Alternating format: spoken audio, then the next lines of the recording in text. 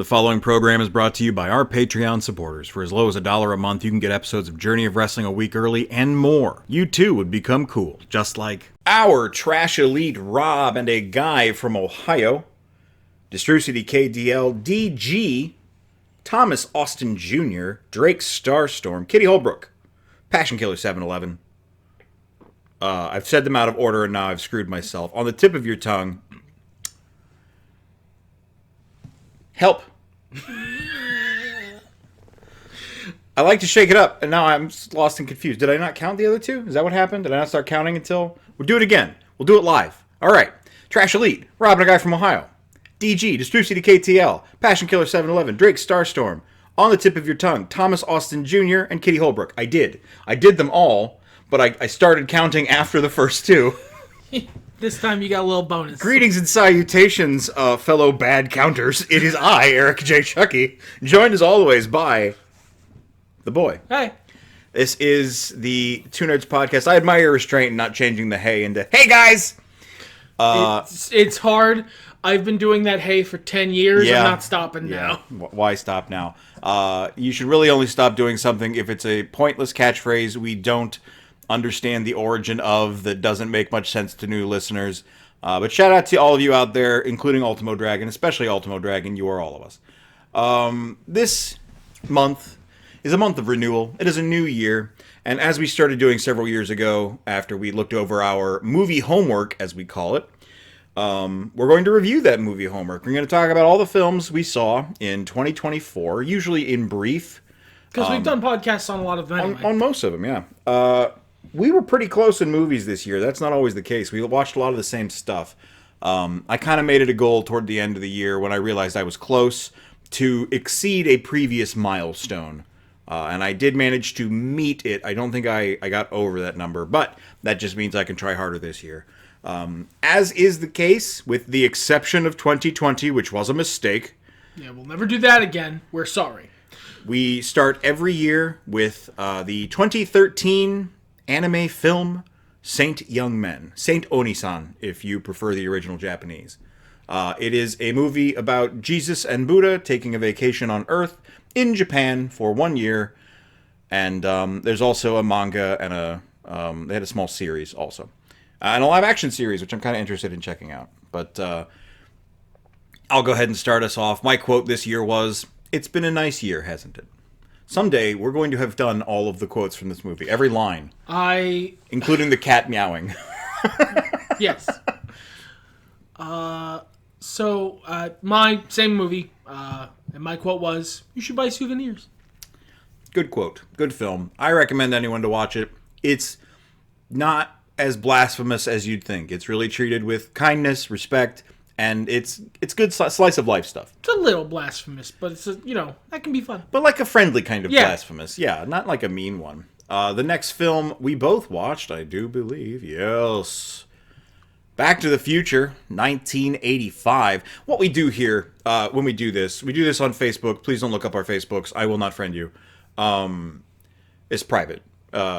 Not that it's not like we're posting crazy things on there. I just use it to keep track of my family. I literally only use Facebook for this. Yes, we tried to switch to, I don't know, one of them big movie websites, and now that's just another spam email I get. But yeah, we keep track of the movies. We take a picture. You're looking at one of the pictures right now.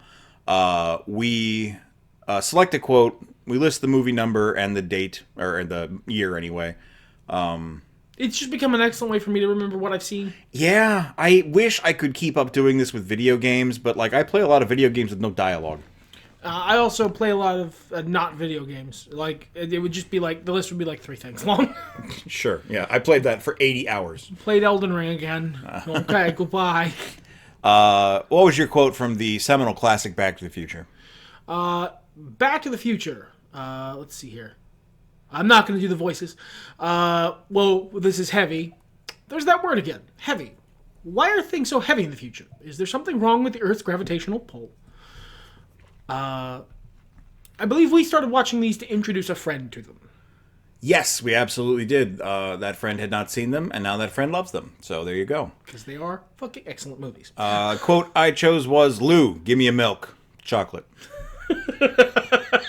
Hey, guess what we watched next? It was Back to the Future Part 2. 1989, decent year. Not as good as 85, but it'll do. I think he took his wallet, was the quote I selected. And I'm reminded of the scene where that guy says that. Hilarious. My quote for Back to the Future Part 2, also the next movie I watched, was, how the hell did he change his clothes so fast? I like the picture you have here, and I'm sorry you guys don't get this visual element, but... Because we would have to, our Facebooks would be visually up on screen. Not happening. That's not smart. And also the images change size drastically, so I can't... It's not like where he's going to go and edit them in. No. It's too much time. That's not the vibe, guys. But if you Google Back to the Future Part 2 screen caps... There is a famous screen cap with Doc and Marty, and in the background... Biff Tannen. Just sneaking like so much Tom the Cat. Which is why I picked that picture. It's good. You won't believe what we watched next. Honestly, I have a fun story about this. The person we watched it with, a good friend of ours, after the second movie, there's a post-credits scene that's an ad for the third movie. And she laughs delighted and goes, could you imagine if that's actually what the third movie was?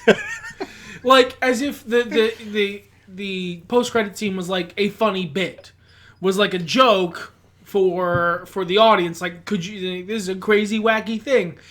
Not that it was the 80s. No, it was just an ad for the third movie. This friend is also a big fan of Supernatural, and watching her watch Back to the Future 3, knowing that episode of Supernatural, was an interesting turn, a delight. So what was the quote you chose? How could you forget a thing like your hat? I love that because no one remembers how obsessed people were with hats back in the day. It was critical to survival. The quote I chose was, "Great Scott! Oh, this is heavy." Yes. I love these movies. I've seen these movies lots of times when I was a kid. We covered it on a previous list, one of the early ones. So you guys can go back and watch that if you really want to. The next film we watched was for Rob, the mysterious patron. Ocean's 11, which was one of those convenient times. You and Rob have similar taste. We did a full podcast on it because he paid us to. It wasn't bad. It wasn't phenomenal. I don't think it's aged great, but it has a great core premise that a lot of films have aped. It's basically the pinnacle of heist movie Seinfeld is unfunny. There are really great heist movies that predate Ocean's 11.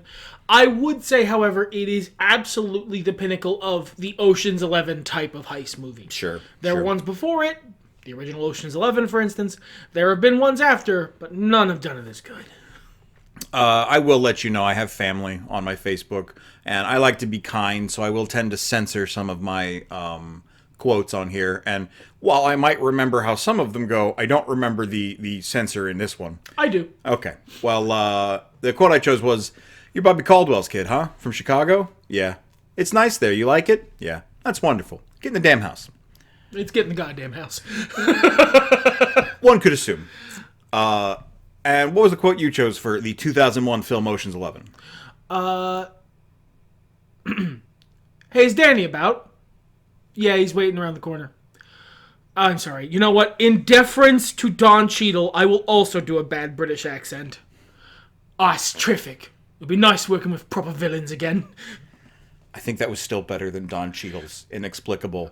I still say they should have gone with him having a different accent every That would have been, yeah. And funny. that's just Basher's thing. Yeah. Oh boy.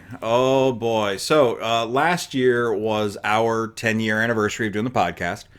So we did a lot of throwback stuff. This one was a Netflix roulette, although it encompassed more than just Netflix.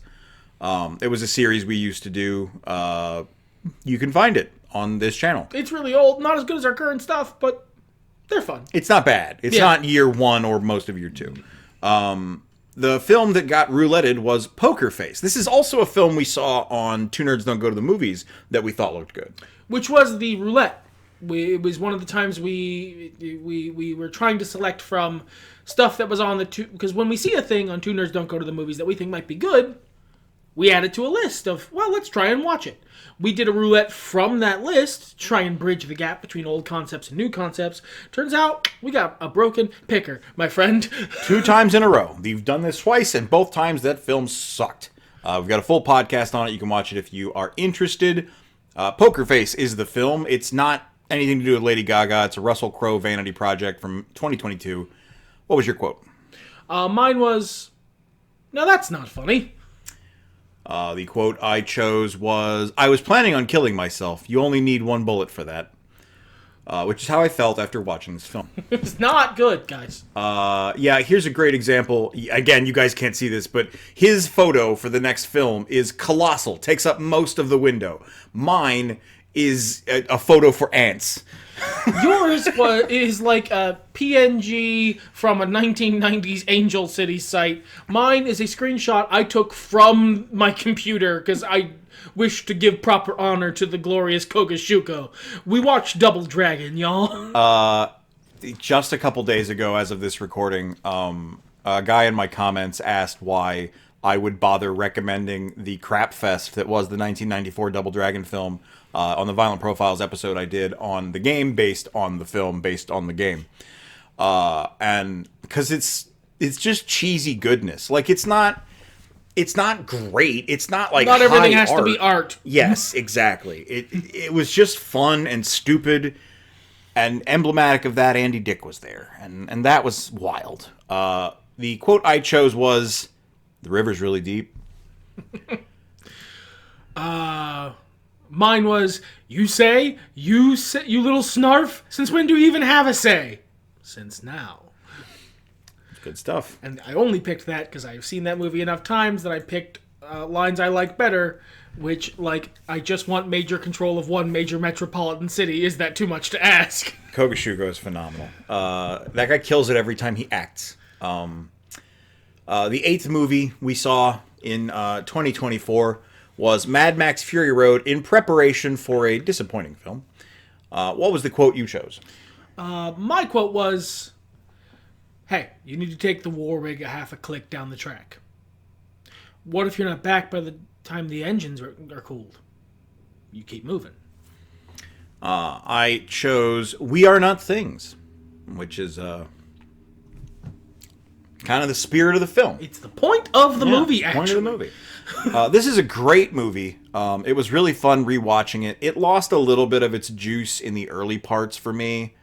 But at about the halfway point, it started to kick in again.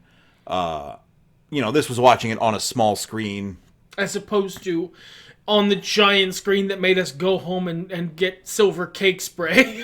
Yeah. I still enjoyed my time with it, but it doesn't compare. Moving swiftly along to this crap. We saw in the theaters Furiosa, a Mad Max saga. This was part of your decision because you wanted to make sure it got some money. It wasn't doing super hot. I like to try and barrack for things that I think have potential, even if the specific entry doesn't sound super great to me. Notably, you purchased the AEW video game. Exactly. Yeah, and I support that idea. I benefit from that idea. But this wasn't... It had a lot of good setup. I don't think it had a lot of good payoff. This film just didn't execute on its concepts as well as Fury Road did. That said, Chris Hemsworth was a treasure. I would say the movie was completely worth it for just Chris Hemsworth. His performance was more nuanced than the role called for by 7 miles. Yes. He did a great job being a good villain. The quote I chose, we did a podcast on that, so you can go back and watch it if you want more details. Quote I chose was, "Drink my piss, drink War Rig." Mine is, the question is, do you have it in you to make it epic? Good character. I ripped him off as an NPC in a tabletop role-playing game. Our next film, your movie of the year, Deadpool and Wolverine. Yep. The quote was really hard to pick for this because the movie is essentially made of quotes that I love. But the one I went with was, I don't like you. You never did. What's the significance of that quote? The significance of that quote is famously Wesley Snipes hated Ryan Reynolds. On the set of Blade Trinity, he didn't want to act with him, didn't want to be in the room with him. They had to record their lines separately against doubles. Since this movie has come out, Wesley Snipes has stated that he wishes to clear the record. There was never any beef with Ryan Reynolds. That was all made up. No, it wasn't. That's a lie. It is from the man who was too stubborn to open his eyes. No, sorry, bud. I don't believe you. But I love that they were able to bury the hatchet. Squash the beef. Victory for all. There's only one Blade. And unfortunately, it seems very likely there's only ever going to be one Blade. I can dream. I'm going to hold on to that dream until it is finalized that it is crushed. The quote I picked was, I got nothing. Sometimes I like to pick quotes, especially when the movie is fresh, that don't spoil anything and sound like something that they are not.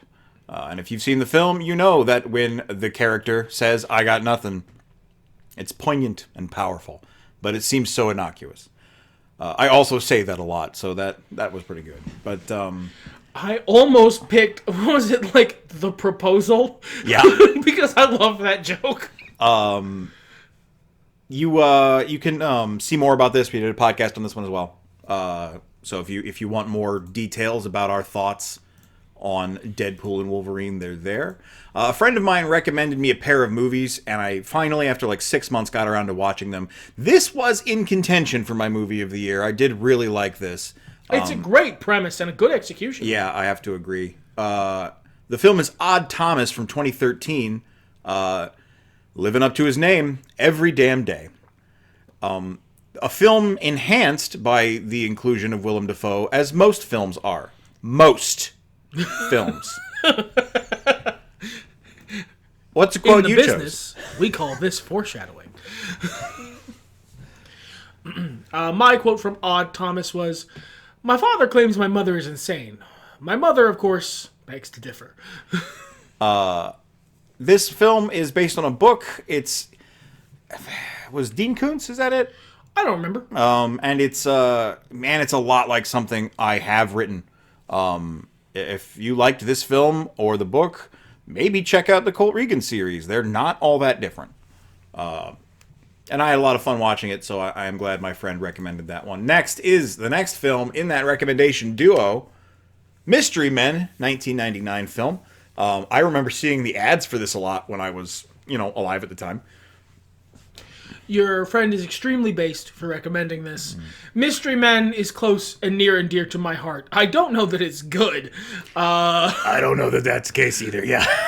But I love it, and it introduced me to an actor I would later become a humongous fan of for another role. It introduced me to Geoffrey Rush. But the quote I chose was, "That was some quick thinking, Eddie. Well, I wouldn't want anyone to get hurt."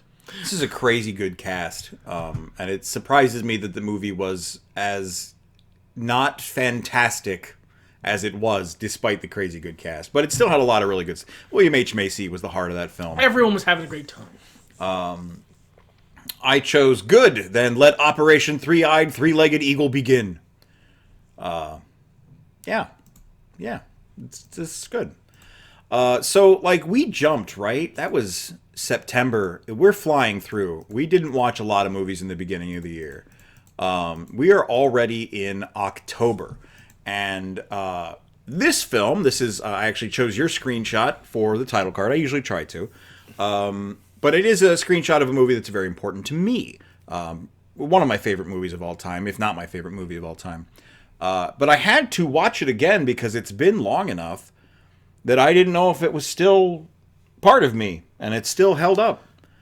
Spoiler alert, it did. And that movie is The Crow from 1994. The quote I chose, the picture I chose, has the Crow handing a beer to Ernie Hudson, which is important. The quote I chose was, "What are you, supposed to be, a clown or something?" Sometimes. The quote I chose for that same movie is very simple. Can't rain all the time. Man, we talked about this in our Taste Profile series on movies. 5 movies that define us. The lead up to which is the reason why we watched. Yes, I had to check because it was... after so long, you can't just write something and be like, yeah, this is still my favorite movie, even though I haven't seen it in 10 years plus. So, that was... You gotta make sure. But, we go into more detail about the film there. And then we followed that up with another movie from my past that I had to watch and check and see. That would be The Devil's Rejects from 2005. I'm going to have to be taking your car today.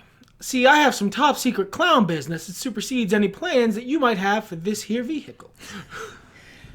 This movie is not as resonant with me as The Crow. I still like it, and I can 100% see why teenage me loved it. 20-something me loved it. And it still has a lot of stuff that I really appreciate in that kind of film. Again, we talk more about that on the Movies podcast.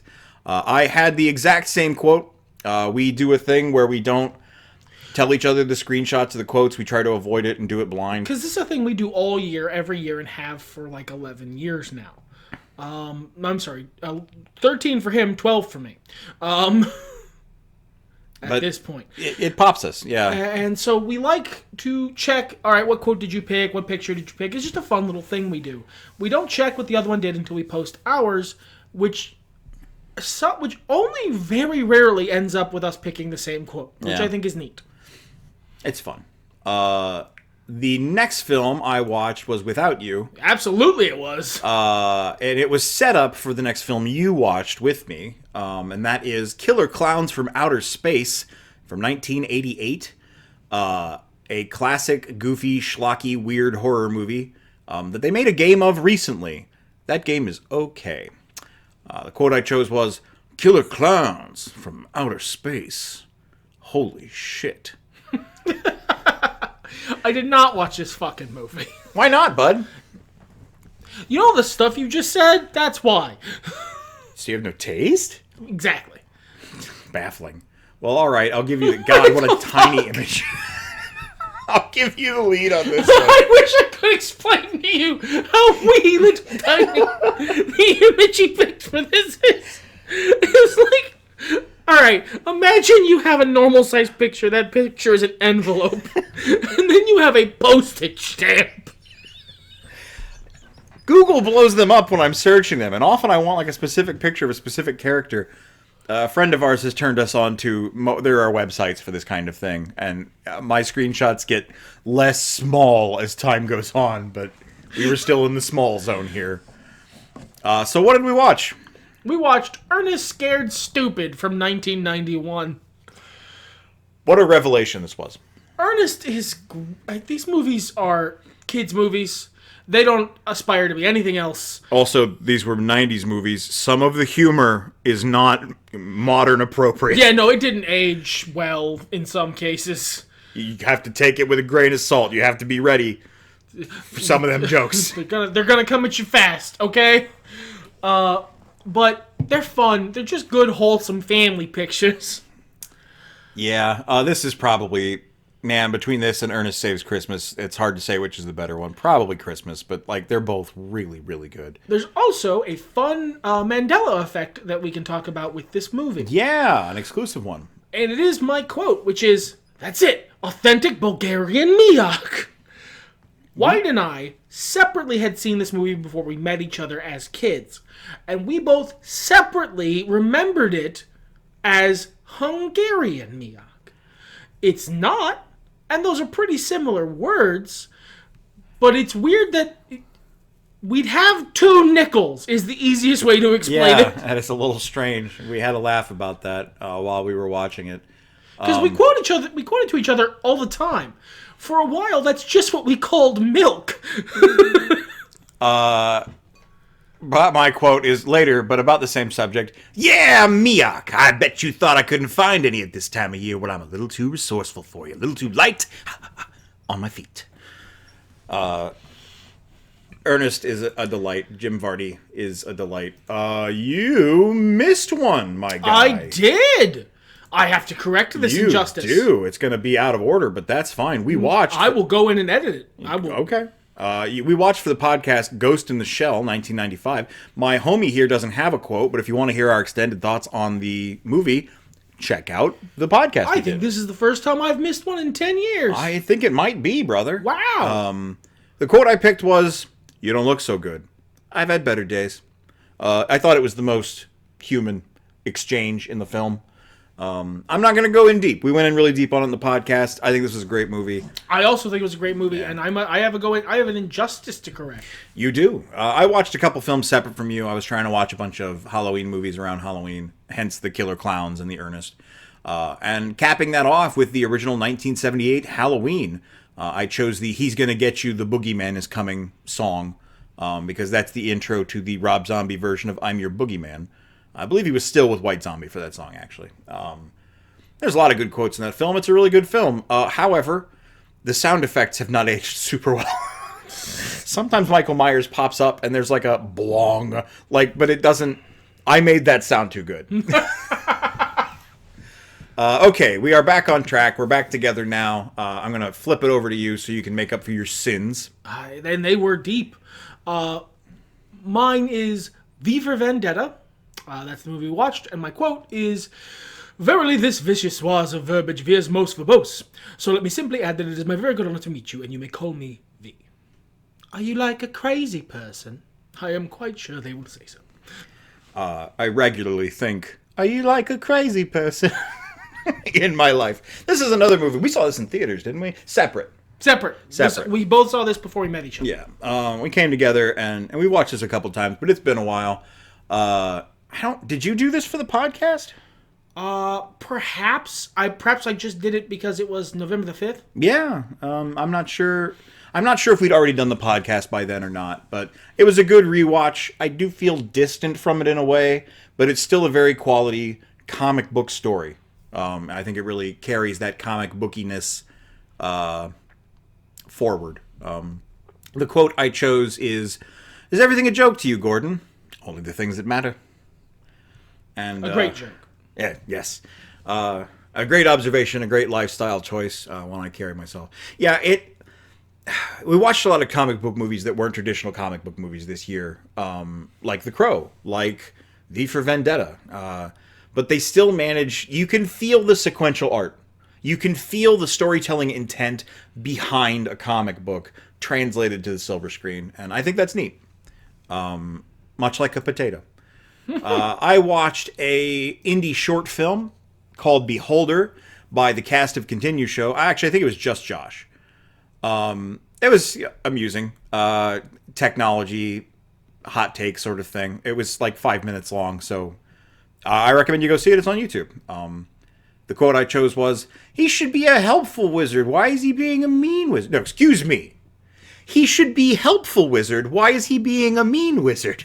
I added an A that changes the skill, the delivery of that quote.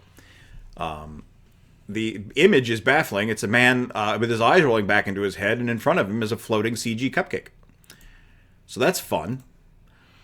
Then we watched an extremely goofy movie from the year 2000 at the behest of the other person who lives in this house. And I absolutely do not regret it. This movie's great. Yeah, I had a lot of fun with this one. We didn't podcast on it. I've seen a goofy movie several times, and I've never seen this one. So this was it was fun. And God, the animators were having a field day. You can with later animated movies, especially like direct-to-video sequels or things like that, you can tell sometimes that they're just having a great time. Like, it's just fun for them. Yeah, some of the expressions and stuff like that, it really comes across the passion they felt about the project. There's an extended dance number at the end, and this isn't a CGI movie, so they had to animate all that. This is pre-Flash, I think, being used regularly in animation. Somebody drew all these drawings. Crazy. My quote was, "Oh, you slay me, tiger. You are the fly in my soup. You are the eyelash in my eye. You are so busy blowing out bad vibes in every direction that we are all choking on your secondhand smoke." Good quote. Cool character. Good actor. I chose, Did you ever wonder why we're always, wearing gloves? Because it caught me. And I laughed so hard. I maybe should have chosen this panel of Pete the Cat looking absolutely impatient and patient at the same time with Goofy's shenanigans. But we went with The Crow. I watched a short film about the definitely real documentary rise of MJF called Making MJF from 2018. The quote I chose was, "Not Stokely Hathaway at hotmail.com." I have not seen this. You should.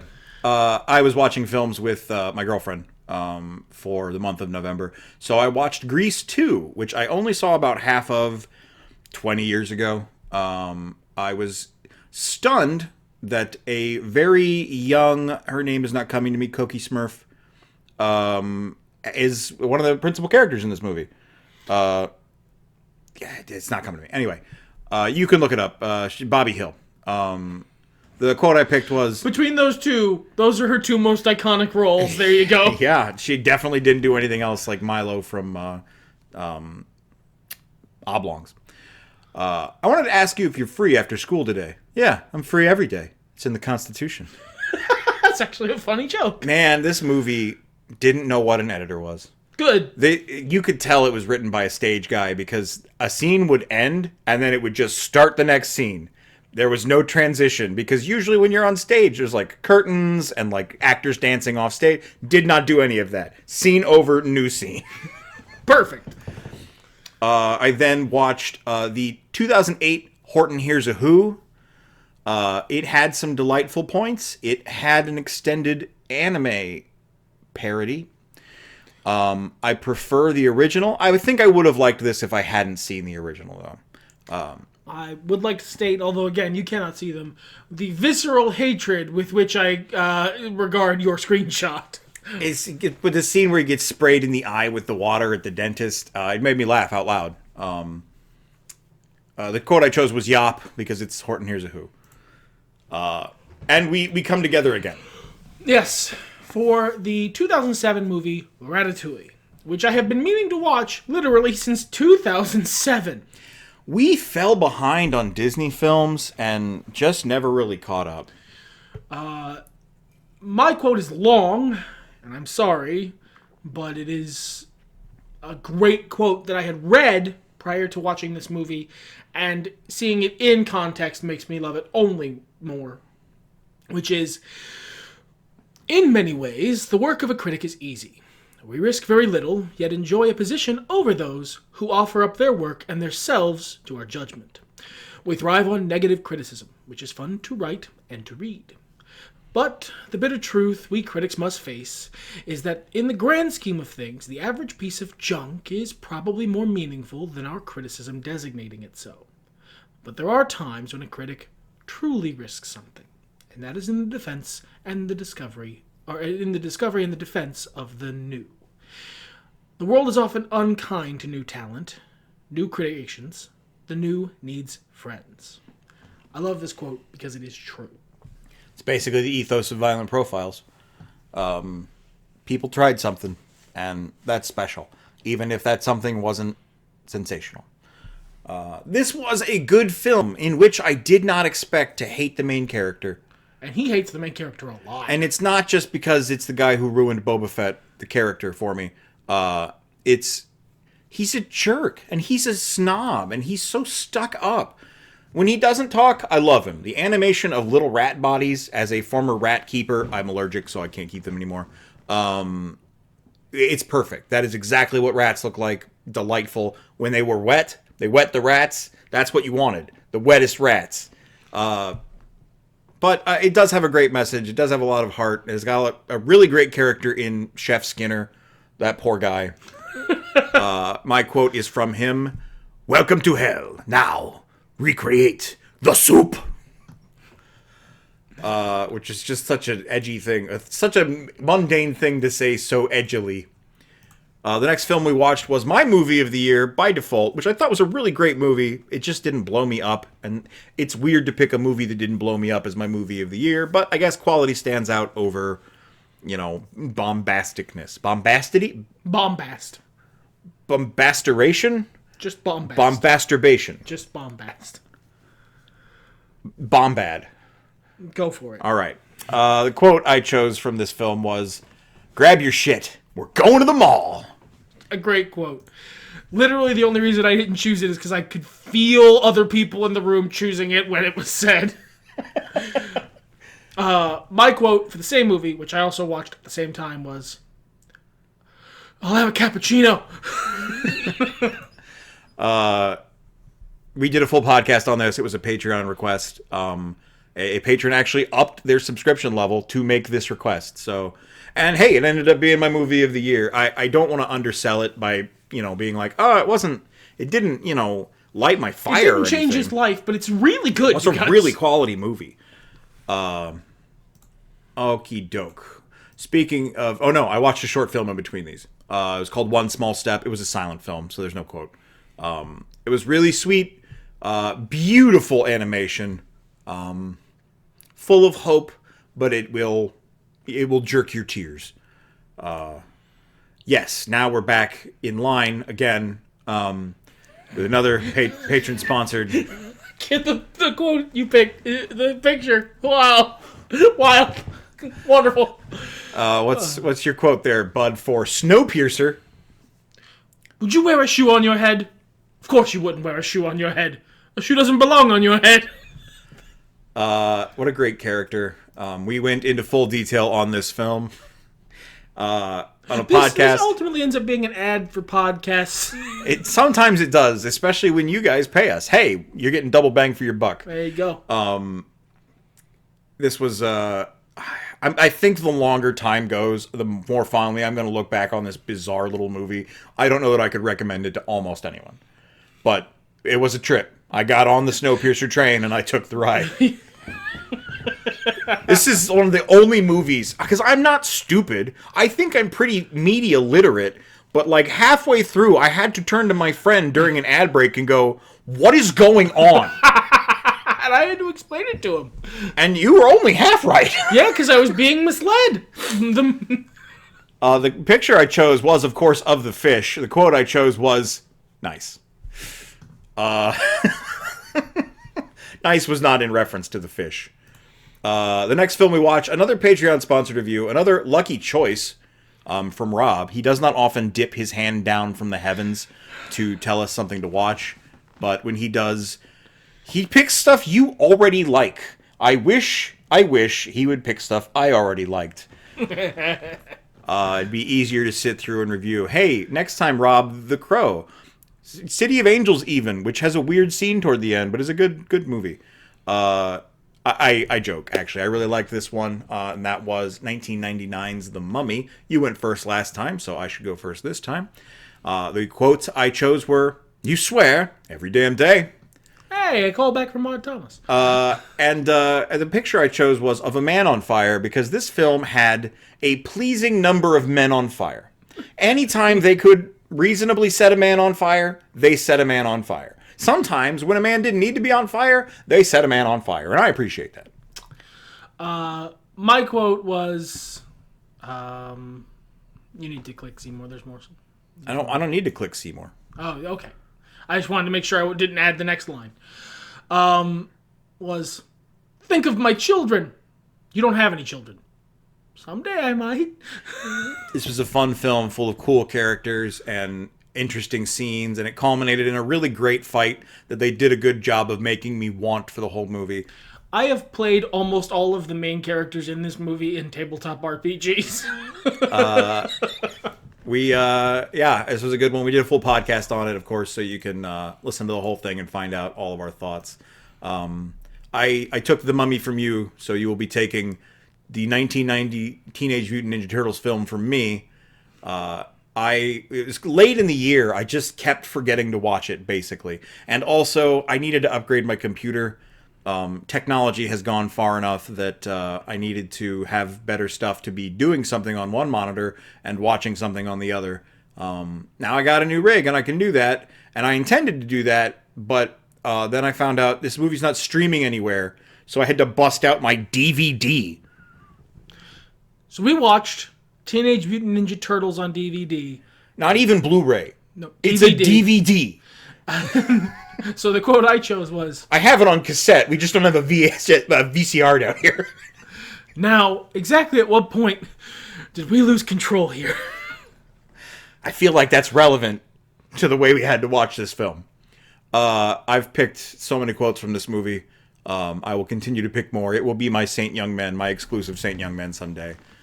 This time I chose Ninja Kick the Damn Rabbit, which is while Michelangelo and I believe Donatello are watching... the tortoise and the hare. Yeah, a cartoon version of that. And I remember back in the day, my mom being so upset because they swore.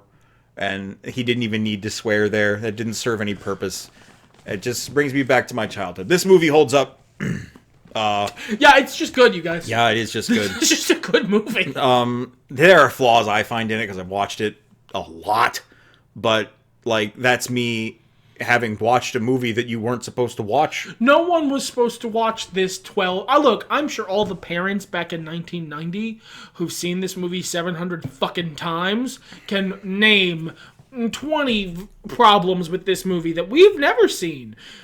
Unlike the Donatello jump scare. That one, that's I've seen that. Yeah, that's perfect. No notes. Yeah, good quality film. Another rewatch that happened here this year, I haven't seen this in a long time, and I've softened on the film. It used to be way more important to me. Was The Nightmare Before Christmas from 1993. The quote I chose was from the scene that always cracks me up every time I watch it. In fact, when I was a kid and I had this on VHS, I rewound it several times just to watch it several times in a row because it tickled me so much. And that is, Bunny! My quote from the same movie is, "What are you going to do?" "I'm going to do the best I can." We were showing this to someone who had never actually sat down and watched it. They thought they had. But no. Turns out no. They'd seen like the opening and maybe a little bit after that. And this is a flawed film. I'm always going to have nostalgia for this movie because I loved it as a kid. But this movie's got bad pacing, you guys. It's the worst. And it doesn't explain a lot. And I don't know in that sense that it needs to. This isn't a movie that requires exposition. Tim Burton has become a disappointment. And I don't know that we shouldn't have seen it coming.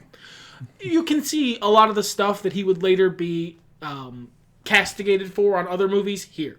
It's here. It's here. It's just people weren't tired of that shtick yet. Also, I got to shout out Brennan Floss. He used to make video game songs back in the day. Now he makes video games, which is pretty cool, and musicals about Star Trek.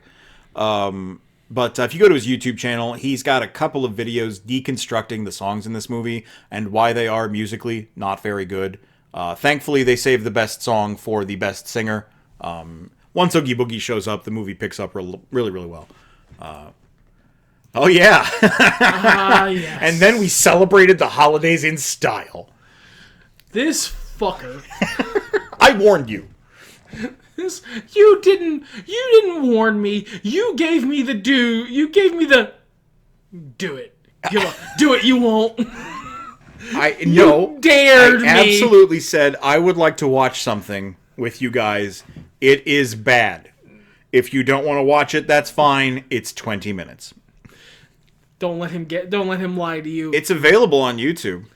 He got us. He tricked me. I did no such thing. He coerced me into watching We Wish You a Turtle Christmas from 1994. I've been wanting to watch this for years. I don't remember knowing about it when I was a kid, but I heard about it 20 years ago and was like, this looks the best kind of bad. And it was. Wow, it was really, really bad, but delightful. I am glad that I had this experience with my friend. This was awful. It is half a dozen not very good songs. Baffling songs. No choice they make makes sense. No choice they make sense. Well, I mean, like, when they had to get a gift for Splinter, that was, like, the plot, so that made sense. No! That song choice doesn't make sense there. Why was he Jamaican? What a great-looking question. The quote I chose was, "I'll never catch up now." Splinter is trying to sing the 12 Days of Christmas, and there's just too much. He loses his place. The quote I chose was, "Oh, no, he's turning into that opera guy again." Which was not anything I was ready to hear. It implies some stuff. Nor was it accurate. And then you made up. You actually watched this film a little earlier. Yeah, we had a bad year for movie homework for me. But I reminded you that this is a documentarian and documentaries count, and so you added it to your list. That was Disney's Animatronics: A Living History by Defunctland. It is also on YouTube. You can watch it. It's very fascinating. I wouldn't say it's one of my favorites of his, but I learned a lot. I learned a whole lot. The quote I chose was, "French is a beautiful language." The quote I chose was, "A bespoke experience where you could visit Disneyland and see Walt Disney fire a gun. It would be like going to Walgreens and seeing Charles R. Walgreen fire a gun." It is... The man does the driest comedy. I will never stop thinking about homosexual dancing. That was the last film you watched this year. Wisely. Welcome to hell. I wanted to get to 34 movies. I was at 33 after that documentary. So, on the night before New Year's Eve, I turned on a movie that I thought looked bad, but a lot of people had said was really good. It made 4 times its stated budget. That sounds like a success to me. And all the reviews I saw were that it was great, with the occasional detractor. Beetlejuice Beetlejuice is a terrible fucking film. I am not going to go all in. We're already at 46 minutes. I could talk for half the movie's runtime about how fucking stupid it is. It has all of the principal actors except the one you don't want. It definitely has the Beetlejuicy vibe. The visuals are really great. Even the trailer CGI moment that I thought looked really stupid was not indicative of the movie overall. They do a lot of practical effects. They do a lot of special effects, which are filled in by AI. That's something they 100% admit. They did, trained an AI model on Tim Burton's style for some of the visual effects. And I think it works. I think it's a great use of AI. Does a good job. It was part of what helped keep the budget light, because it was only like $10 million. That's not much for a movie of this caliber. That's mostly just the actor. The plot had an interesting twist. The problem is that nothing mattered. Concepts were introduced, and almost the next time they were brought up, resolved. It referenced the previous movie, but only in service of referencing the previous movie. I have never seen a film so empty while you had all of the tools to make it full. My compatriot here, and many people on the internet, speculate that the script was either written entirely or touched up by, or written entirely and then touched up by real people, AI. It's a complicated subject, the use of AI. I have mixed feelings on it myself. However, if you're going to make a bad, dumb, stupid crap script with the AI, don't do that. This could have been a good movie. Most of the jokes weren't jokes. They were jokes, and I didn't think about it until you brought it up, but the kind of jokes a robot might think are funny. So, I haven't seen this movie. Good. I wasn't gonna stop my friend Shine. I wasn't gonna harsh his mellow. But I saw the trailer for this and went, "That's gonna be fucking awful." I did the same thing. And I just went with my gut. And he was like, "You want to watch this with me?" And I was like, "No, you go right ahead, friend." You said if I happened to be there when it was time, I would have been happy to take that journey with you. But I would have been taking the journey eyes open. I knew what to expect. Well, and a lot of the complaints I'd heard about the film weren't really useful. Somebody said that Beetlejuice is only in the movie for like 20-some minutes. He does fine. He's in it enough. It feels juicy. That wasn't the problem. But he described what happened to me in the movie. Like, he described the events of the movie to me afterwards. And I have a fair amount of experience working with AI text. It's just a hobby that I like doing. Look, it's a complicated subject. I also have mixed feelings about especially commercial uses of AI. But as like a fun toy to play with, I've done it a lot. Oh, same. And he explained it the series of events in the movie, and I was like, I recognize this author. This is ChatGPT.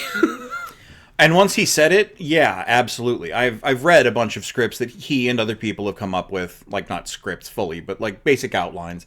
Not long ago on Up Up Down Down, Tyler Breeze made a script for White Chicks, I think, 3, 2, whatever the appropriate sequel would be, and it sounded similar in terms of depth. It's just, there are certain bits and pieces you can clock is the easiest metaphor to use. It's just, no, I recognize that. That tastes off. I know what that is. Yeah. It's like the difference between real soda and sugar-free. Unless it's Dr. Pepper, which is magic. The quote I chose from this movie, I will stop harping on it now. It wasn't good. If you want to hear more, let me know. I'll be happy to tell you. I think it was Dostoevsky that said, "Later, fucker." I love Beetlejuice as a character. I will be forgetting this movie promptly. I might seek out the stage show instead. Anything you'd like to summarize the year with, my dear friend? Another year of us watching movies together. Solid, but like nothing revolutionary. I've seen some of the movies coming out next year. It's looking good. Yeah.